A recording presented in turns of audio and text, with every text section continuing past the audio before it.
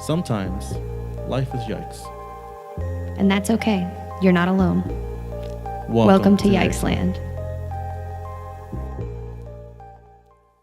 Welcome to Yikesland, our podcast about living with depression and other mental illness, and sitting here talking, laughing about depression, and reminding each other that we are not alone and you are not alone. Thanks for being here, guys. I'm your host, Jelani Hoon, along with host Chris Fung. We're cool. We're ready to start surfing that wave of depression for you folks out there, if you will.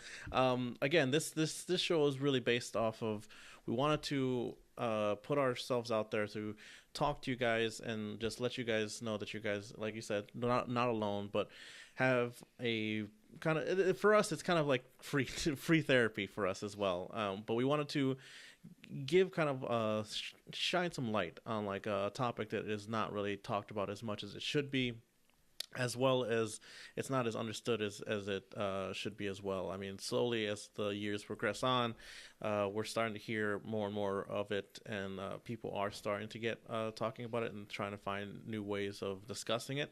But every little thing that we can do to help that along is what we're doing here. So again, we deal with it, me and Chris here, we deal with it in a kind of light-hearted kind of way. We even kind of poke fun at this disease of ours, and that's not making fun of the fact that the disease is stupid or anything like that. It is, while it is stupid, but at the same time, we wanted to bring some kind of levity to us, to something that's kind of like a dark situation where it's always very heavy, and it's always like a thing that's talked about in a way of just very it's very melodramatic, and it's very sad, and it's very heartbreaking sometimes. And for us, we cope with it in a way of just hey, find the humor in it, find a reason to laugh about it, because we're here.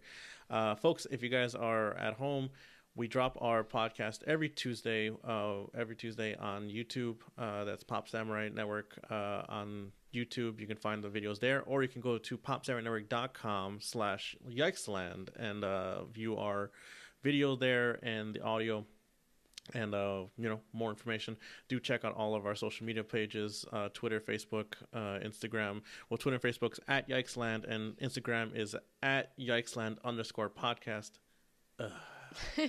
And then, of course, if you guys got any comments or questions you guys want to send to us, please send the email to us at yikesland@gmail.com. We love to hear from you guys out there. How are you feeling? I'm in that mood where I think that my depression's so funny right now. It's kind of, you're laughing away at it, just like, I can't believe this is happening. Yeah, I think both of us generally think that at least our own depression is pretty funny, and I know a lot of people who deal with it that way, and I would even say the funniest people that I know are depressed people. Oh yeah.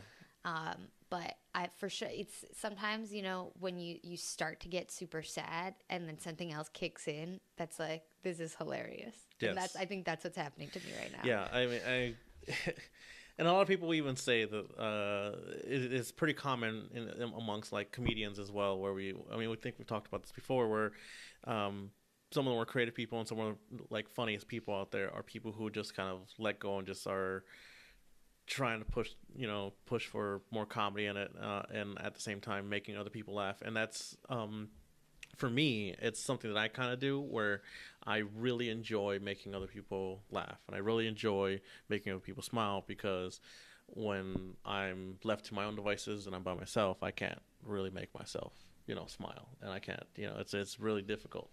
And again, it's almost akin to the whole thing where I feel like I can give advice, but I can't take my own advice. The same thing where I feel I can give laughter, but I can't laugh myself. All I can do is kind of just like poke fun at myself for being, I guess, a broken person, if you will. But yeah, you've been at this point of just having yourself feel like it's a really hilarious thing that you're going through right now. Yeah, and for sure. I was having trouble brushing my hair, which is funny.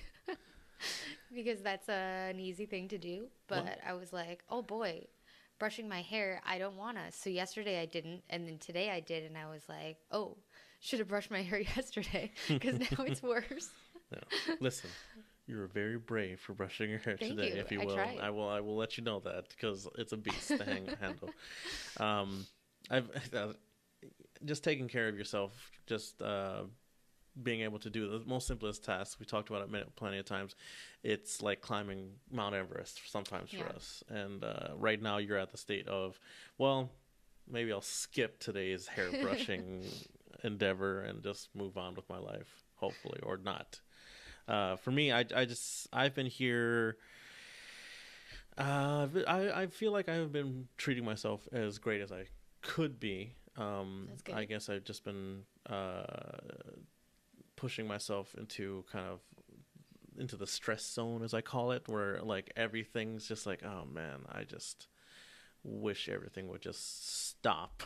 you know, I pushed myself pretty far with that, and I've realized that I'm like, man, I really have not been treating you, Jelani. You haven't been treating yourself nice, and you gotta start like, you really gotta start pulling yourself together with this because, like even well, I talked about last week, I try to distract myself, right? And I was doing a lot of stuff with the podcast and a lot of stuff with my job.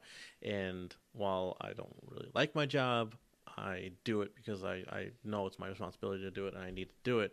But I came very close to just like, man, I should just walk out right now and just utterly destroy my connection to this job and just, do the whole, fuck everybody, I don't like you, and just like flip tables on the way out and walk out and just never come back, and eventually realized that was a really bad decision, and I, and descend into madness and darkness, if I will, recede to my cave.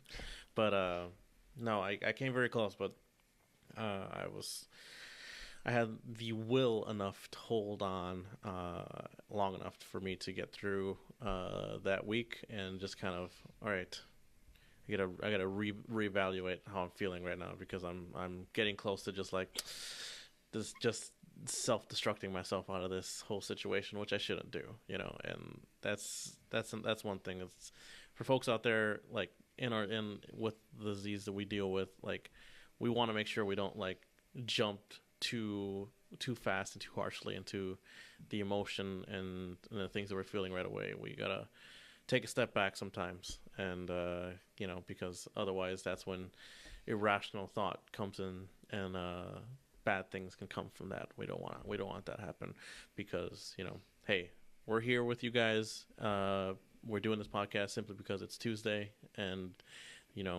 hey, if you're here and it's a Tuesday, it's a good day, right? Yeah.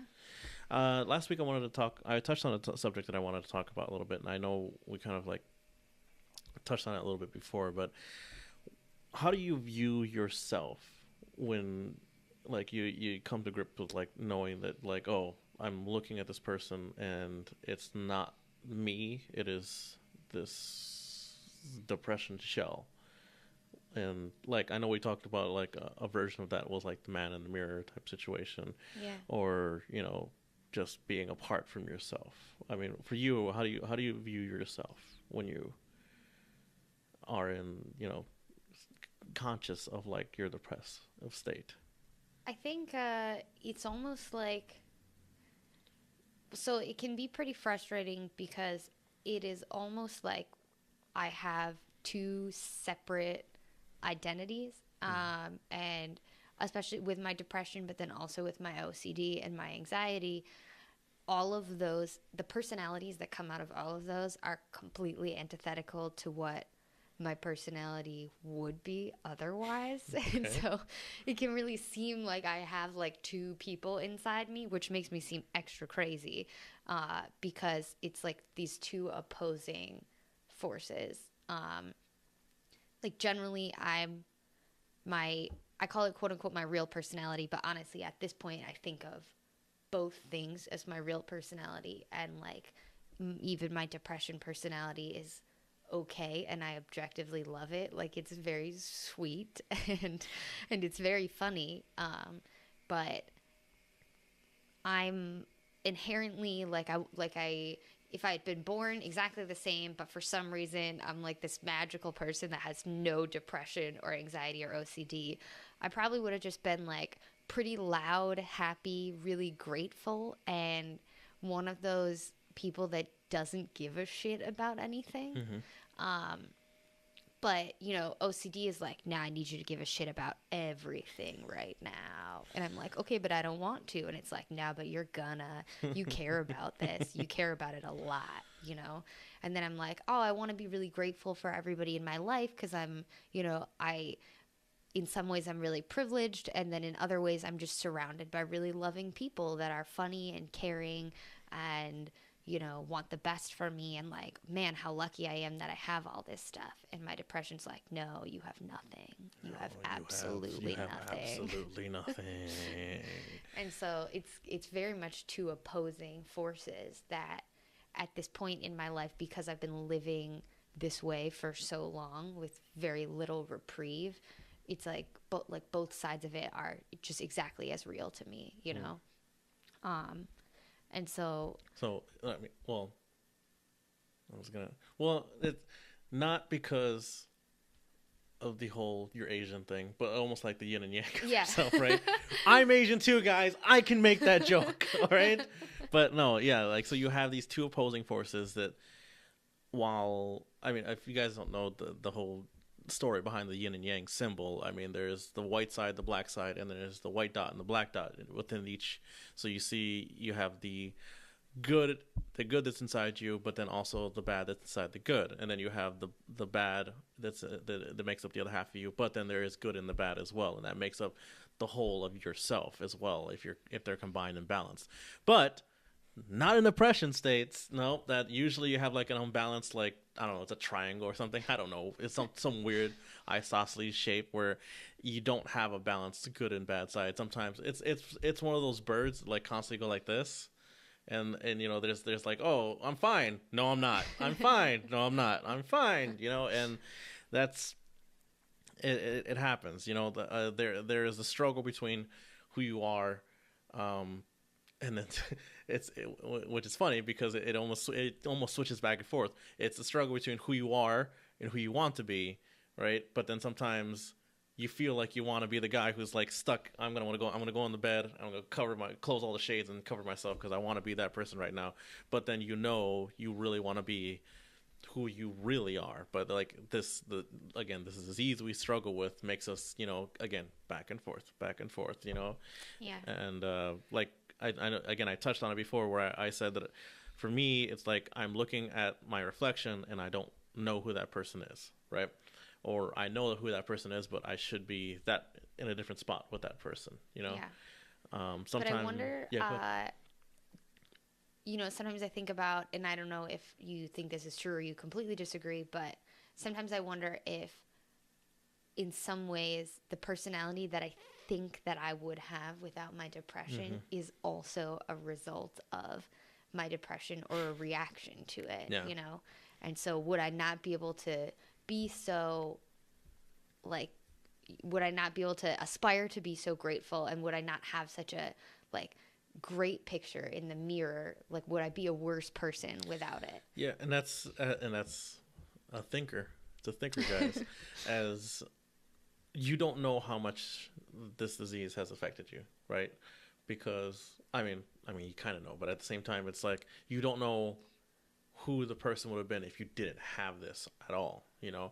You might have just been a really ungrateful asshole. You know, that's possible too. It's possible too, guys. Let's not think about it. Let's not go too negative into it, but like in some alternate dimension, you're an asshole. You know, I mean, I'm sorry, but at this point, like, yeah, you don't know. You could be a totally different, like, upbeat, happy person who's totally, you know, a helpful person to everybody and who's nice and who's like, you know, Gandhi or something like that. But with what we have here, I mean, it splits to yourself, right? And you have, like, again, the two different people. The way I see it sometimes is the metaphor of the mirror, right? Where you see the reflection, right? And that reflection can only just do what you do, right? It can only move when you move. It can't do, unless you're in a haunted house. That's, well, then good luck with whatever you're trying to do with the man in the mirror. But a regular mirror, regular non-haunted mirror, will just copy your movements and just go with the motions, right? And you don't want to be that. You don't want to be the person who's just going with the motions, right? That's depressed you, right? But sometimes, like for me, I feel like I'm trapped in the mirror world, just looking at the one who's just going through the motions, you know, and I am apart from myself just by a small amount, where I can see, you know, this, like I can't get to myself, but the person's just going through the motions of the day, you know, and that's how I see it, you know, where, man, I should be on the other side. You're the mirror person. You should be in the mirror, but I'm switched, you know. Like now I just see the person that I would wish I was, you know. And that's you know, it's difficult sometimes to do.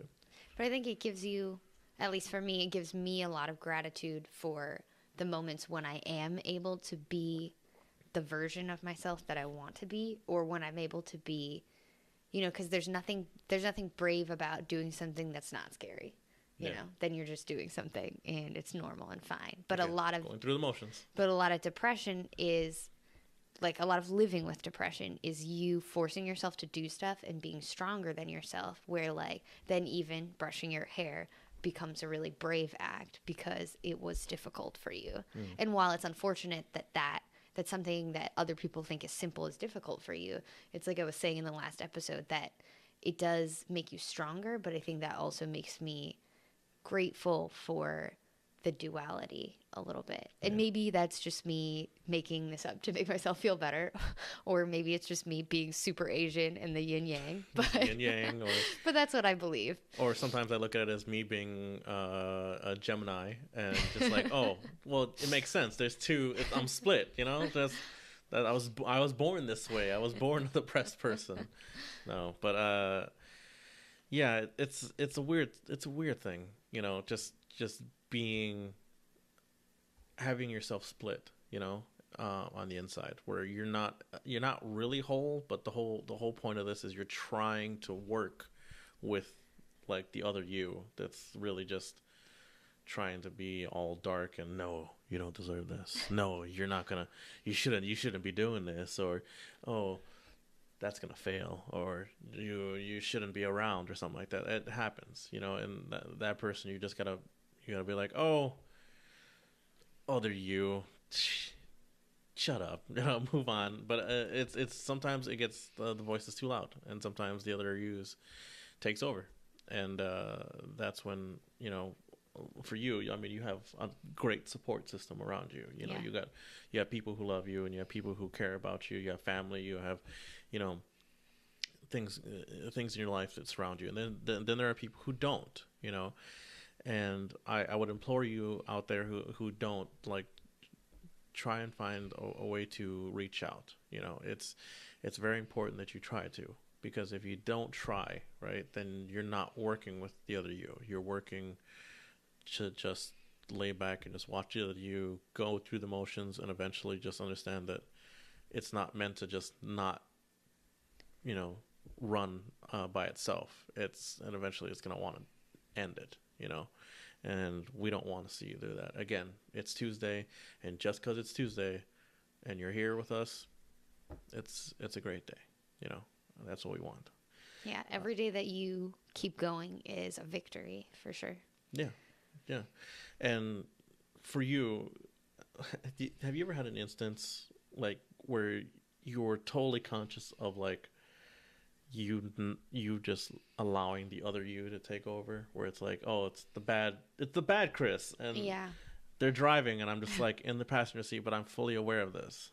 Well, I think that's a lot of depression for me, is I'll, like, go back to sleep when I'm not supposed to, because the me that's supposed to be in charge is very tired, and so, like, it's not strong enough to fight the other me that's like, we're gonna sleep all day and you're not gonna get anything done because you're super worthless, so why does it matter? And, you know, once I'm awake, I'm like, well, I might fail at all the stuff I do today, but I'm going to do it anyway, and we'll see how this goes. You know, once I'm awake enough to do that. But a lot of the depression thing is like not being able to get out of bed because like it's almost like the stronger me hasn't woken up yet. Mm-hmm. And so, yeah, I completely understand that feeling. Yeah, I mean that is a very key symptom of like just letting the other you take over. Of just you can't enjoy the things that you normally would enjoy, you know. And it's just like you can't go through the motions of the day and just let them take over. You know, Yeah. I've had moments recently too where I was on a couple of podcasts where I said I just lost the whole weekend. I time traveled through the whole weekend. I don't remember what happened. It's just blacked it out. I don't know what happened. If I went back in time and changed the timeline, I don't know what happened. But it completely just blanked it out. And and I shouldn't have like made those decisions. I shouldn't have went back to sleep. I shouldn't have just not gone out. I should have like tried to stay active. But again, it happens. And now we're transitioning into, you know, the cold seasons over here. I mean, we're Milwaukee, Wisconsin based podcast, guys, you know, but we go through all 4 seasons, and one of the like a major like thing with like depression is kind of the seasonal depression. You know, I forget the full official name of it. Yeah, but seasonal affective disorder. That's what it is. Yes, there you go. Thank you so much. Yeah. Which I think even if you don't, you know, formally have that, the cold just affects you here. It's dark. The days are shorter. So you even, especially for like the depression or, you know, people who are having trouble getting out of bed, you have even fewer hours to try and get out of bed. Yeah, for sure. And that's such a thing where you get up and it's like, oh, it's dark. Well, might as well just get back into bed, you know? It's a terrible feeling because you feel like you're living, like you're not living amongst the people. Yeah. You're like, oh, I'm on my own in this always dark world then, I guess. And I think that can really, you know, I've had, especially during the Great Depression, I would have like weeks like that strung together where I couldn't get up until it was already dark or getting dark. And then you're living in this like alternate reality almost, where you don't see daylight, which is, you know, chemically not good for you, but then also just mentally you feel like, oh, I live in literally a dark world now. Like not metaphorically, but literally, and that kind of does something to you. Yeah. I want to start a segment here because you brought up my mind works in a weird way. You brought up the Great Depression, and that brought me back to tiny sandwiches. And so I want to bring up a brand new segment here on Yikesland, Depression Foods section. We talked about tiny sandwiches and thin sandwiches, right? That was you. Smash that was me. Sandwiches. Smash sandwiches. However you want to call it. I'm good at smashing sandwiches. Can you list off another depression food and why? Another depression food for me was so I'm going to go with the seasonal affective theme. Another depression food for me was Sno-Cones, or literally eating snow from outside, which apparently is bad for you because of acid rain. There's acid snow, and also like we live in a hellish world where we let climate change go too far. So like I don't think the snow is very clean out there. I being acid rain is a weird thing, guys. I had this really great like hoodie that I really enjoyed, and I wore it all the time. It was a black hoodie. And one day I was walking, it was his teenage years, I was walking to a friend's house, and it rained, and I was like, oh, it's raining. And then when I got to my friend's house and I took off the hoodie and it dried a little bit, when I went back to the hoodie, it looked like it was bleached. And I was like, what? Oh my God. I walked through that. Am I worried about what's going to happen to me? Do I get superpowers? What happened, you know? But yeah, acid rain's a weird thing, and yeah, snow cones. Was that in Milwaukee? Yes, that was in Milwaukee. Wow, it was weird. I don't know what day it was. I don't know what I walked through. I don't know if there was some weird chemical truck that passed by that splashed on me or something.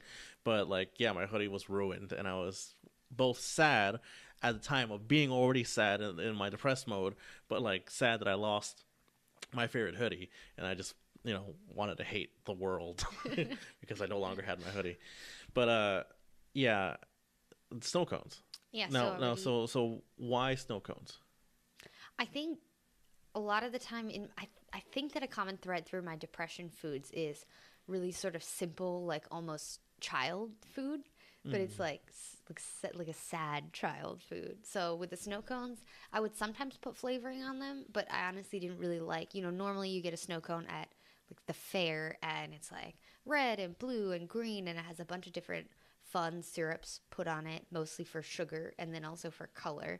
And mine weren't really like that. I got a snow cone maker that was like one of those plastic things that it's shaped like a big snow cone. You get it at Target or something, and then you put the ice in there, and then it makes a really loud grinding noise that sounds like it's dying and like it's giving all of its effort to one thing, which is crushing ice, and then comes out a snow cone.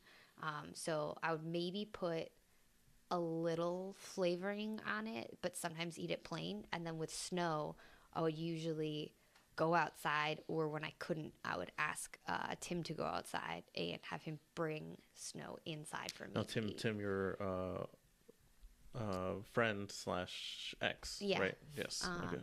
And so we would even put snow in the freezer for later for me, because I just wanted to eat it like, you're not going to be going out to get more snow at 3 a.m. Although I might have, I don't know. I don't remember.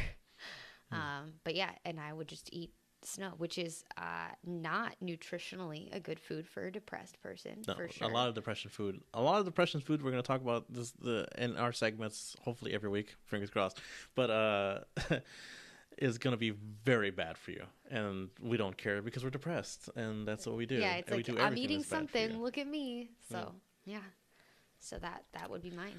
I'm nominating for my depressed food is it's kind of a cheap thing because I'm not really making it myself like your snow cones that you did, but I back in the day Doritos, they came out with the Doritos 3D, right? So there was what like was that?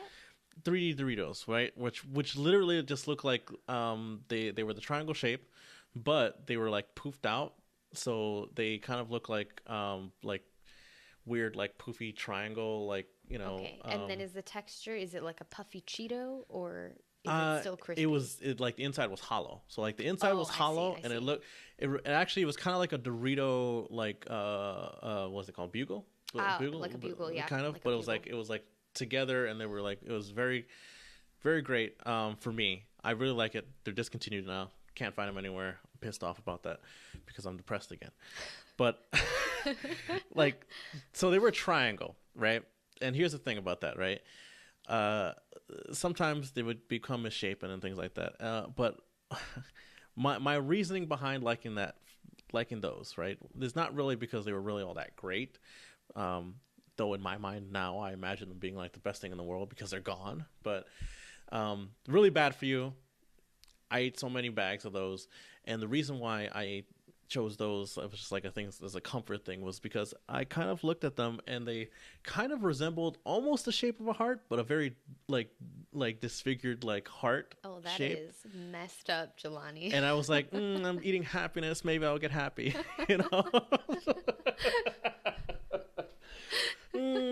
So good. Happy hearts, happy hearts. That's the saddest thing I've ever heard. And then I would just and I was like, crush these hearts and just sprinkle them on my smashed sandwich.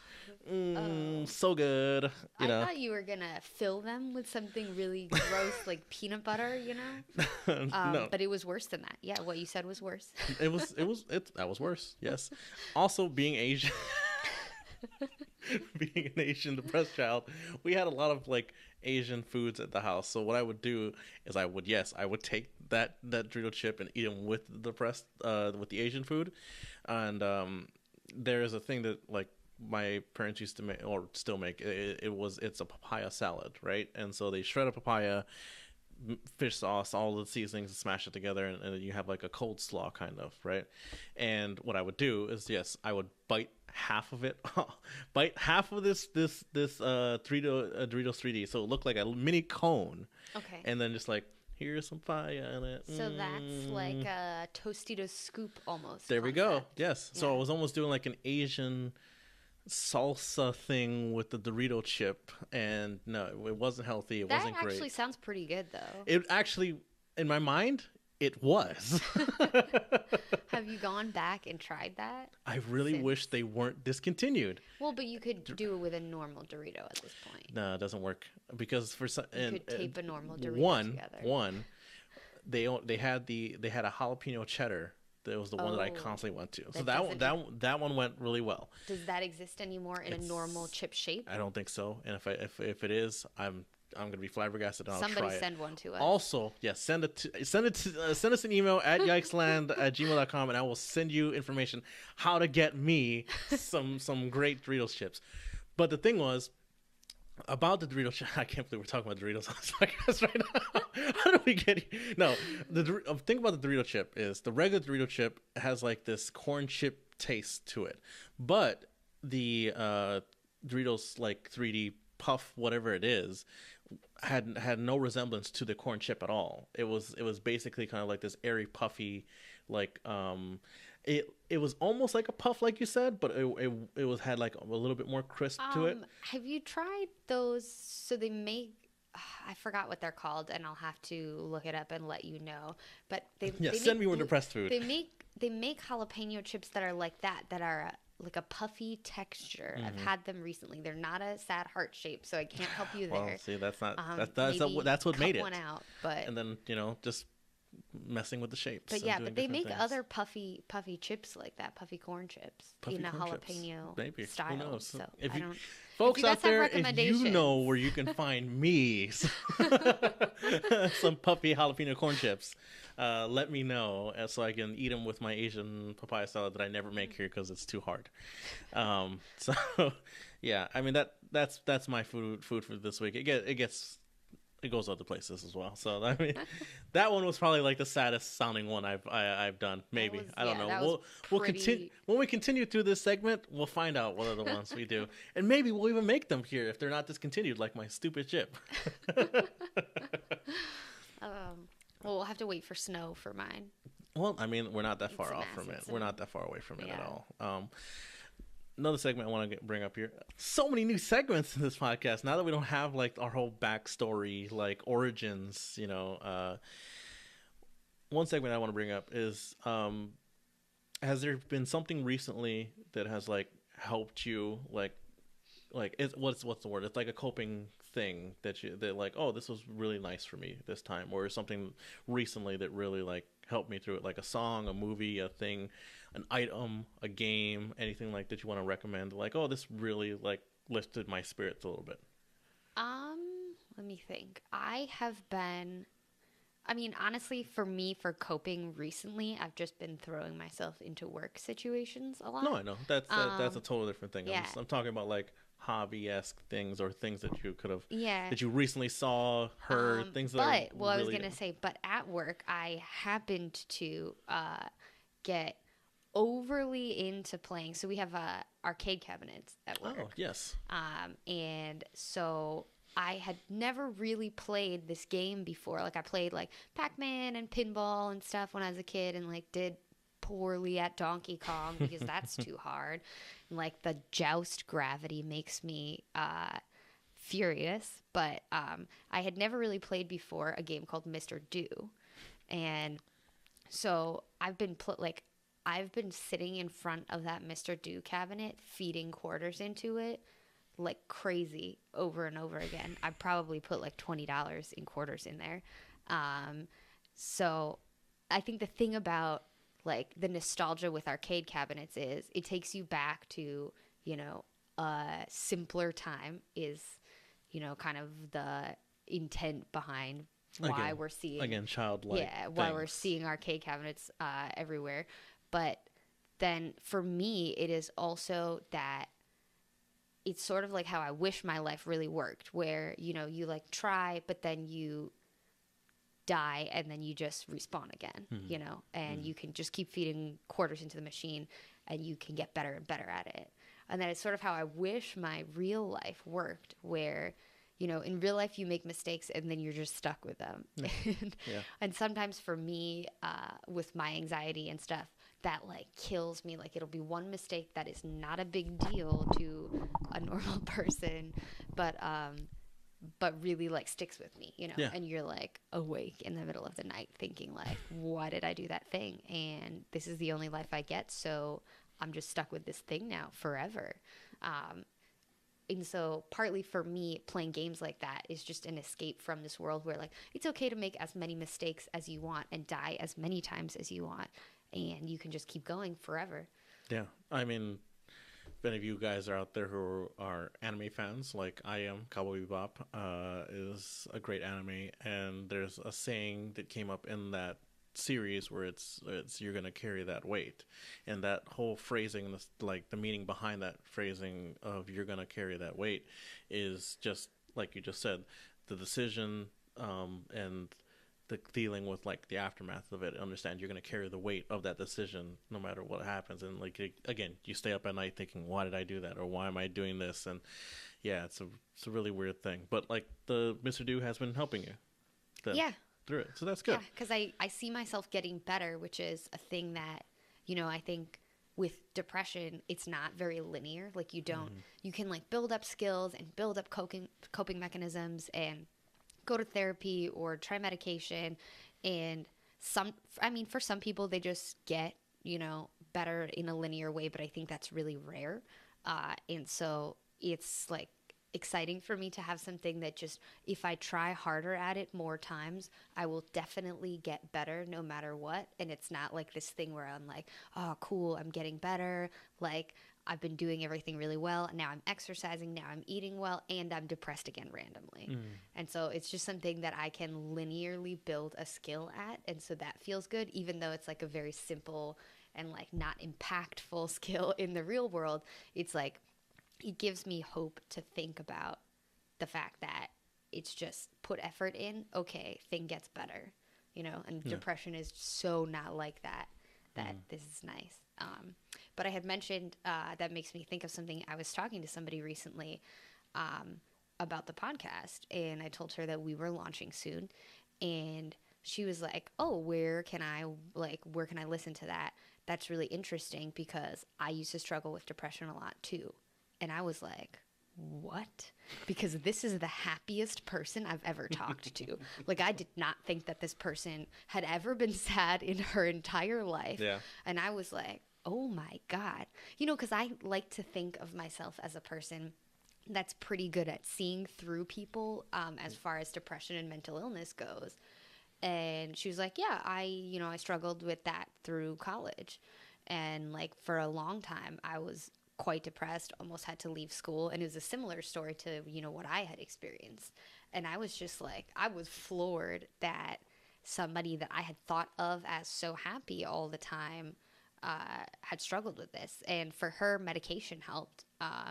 But I think that's, you know, it's a good reminder that even no matter how good you think you are at seeing through people and like predicting who else is sad, you know, there's a lot of people out there that seem happy now or seem happy sometimes that secretly either have been depressed or are depressed.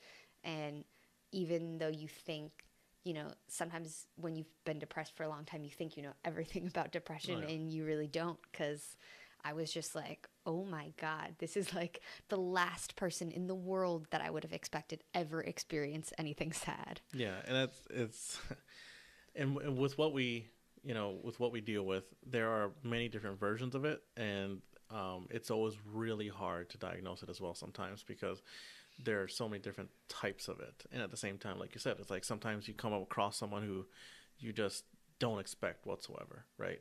To have dealt with this or are dealing with it. And there are some people who can really just get away with it, and they just really are able to like mask everything that, you know, that they're dealing with, you know. And it's a really kind of scary thing actually if you think about it, because there are people like us who can talk about it, who are trying to be more open about it, so that way we can help other people out with it. And then what is the percentage of people who are just silent about it and then mask it so well that you don't know, you know? And that's what's scary, you know, because at the same time, and that's why I hope that like this show that we're doing here in this podcast, like key goal is reach out and let you know you're not alone, even if you're secretly dealing with it, you know, and hope that you can reach out to other people and talk to someone out there, whether it be if someone close to you, someone who you know, or if you can, you know, build up the courage to talk to your doctor or something. You know, that's what we want to do. But it's always surprising. Question: That when you had met me, did I seem depressed? You did seem depressed. Knew it. See, I'm not good at hiding stuff. You know, that's why I'm open with it.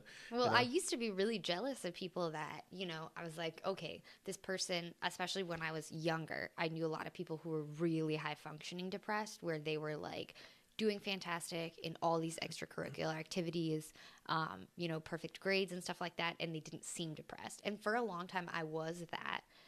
And then towards the end of high school, it kind of started to catch up with me, where I was still doing a lot, but I was very openly not okay. And I was super jealous at that time of people who were able to hold it together and pretend that they weren't depressed, which I think is a very understandable reaction. But now I completely feel, you know, that is nobody should have to talk about their depression or mental illness if they don't want to. But for me, I see the real strength in being open about it, where I'm like, I'm still going to try to do things, and I'm going to try to be high functioning, and sometimes I will and sometimes I won't.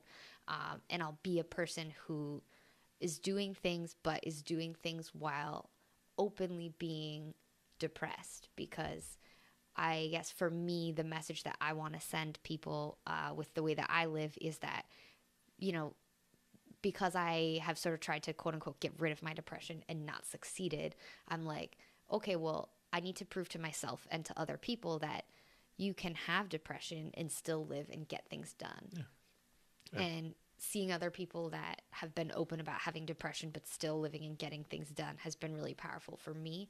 And so I kind of feel like it's my responsibility to try and help provide that example for other people too, where it's like, it's okay to talk about your depression and it doesn't have to be seen as a weakness. Yeah. I mean, I don't think it's a weakness at all to like be open with it or to show other people that you can cope with it. I mean, obviously we're doing this podcast. We want to try and, you know, show everybody that it can be dealt with one day at a time. And that's, you know, that's the goal, one day at a time. And you're here one day at a time. You know, we want you to continue to be here one day at a time, you know. That's the goal. That's what we want.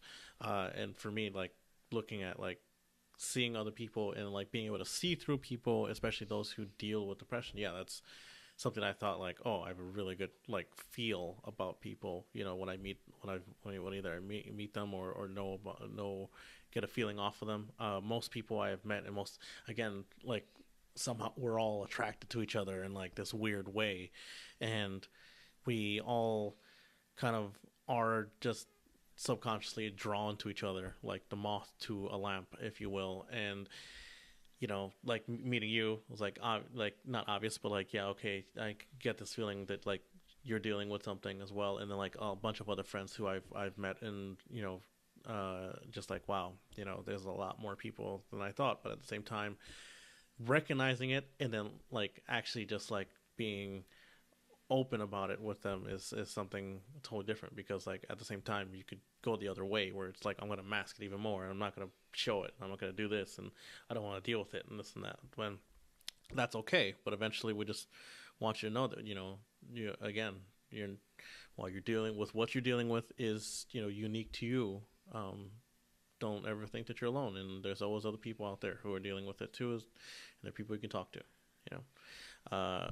Going back to the segment where, things that have helped us recently, music is a big thing, right? And recently I've been listening to a bunch of different songs, but I mean, I'll list off one for now. There's this group that was formed a little while ago, and it's disbanded now, but they were called Audio Slave. I don't know if you know them. And there's a song called Be Yourself, and that is a strong like motivator song to get me moving through the day, and that has been like a song that I've constantly gone back to, and that right there I think is a great, especially for some of the lyrics and the vibe that you get off of it, where sometimes, you know, all you can be is just be you, you know, and that's strong for me. So that has helped me throughout the days. I don't have a Mr. Do arcade cabinet at my work, but I do have a massage chair that has gotten me through some massive breaks that I'm just like, I need to lay down in this massage chair.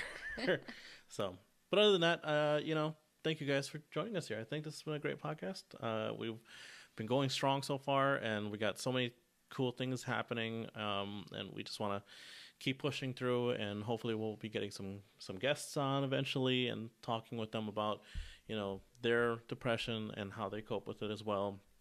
The goal is just keep going and keep, being here every Tuesday, hopefully, and talking to you guys. And just because it's Tuesday, join us and be here with us together, So where can they go and find us, Chris? You guys can find us on Twitter at Yikesland, on Facebook at Yikesland, and on Instagram at Yikesland_podcast. You can also email us at yikesland@gmail.com with all of your crispy corn chip fake Dorito tips. Please. And of course, this is for all of you out there. If you think that you're on edge, or if you think that you're in a very dark place and you're thinking like the very dark thoughts, and you're contemplating suicide or anything like that, there is help out there. Please reach out to someone. And if you don't have anybody personally, there's a toll-free number. It's confidential, and it just pick up the phone and call the National Suicide Prevention Lifeline. It's 1-800-273-8255. That's 1-800-273-8255. There's always options, and there's always another option, guys. So don't ever let yourself go out, because we want you to join us here just because it's Tuesday, all right? Not that we don't want to join you. We don't want you joining us here because this show's any good. We want you to join us here because it's Tuesday, right? And because you made it to Tuesday, right? Thanks for being here, guys. Thanks for being here. This has been your host, Jelani Hu, along with host Chris Fung. And we'll see you next time. See you next Enjoy time. Yikesland.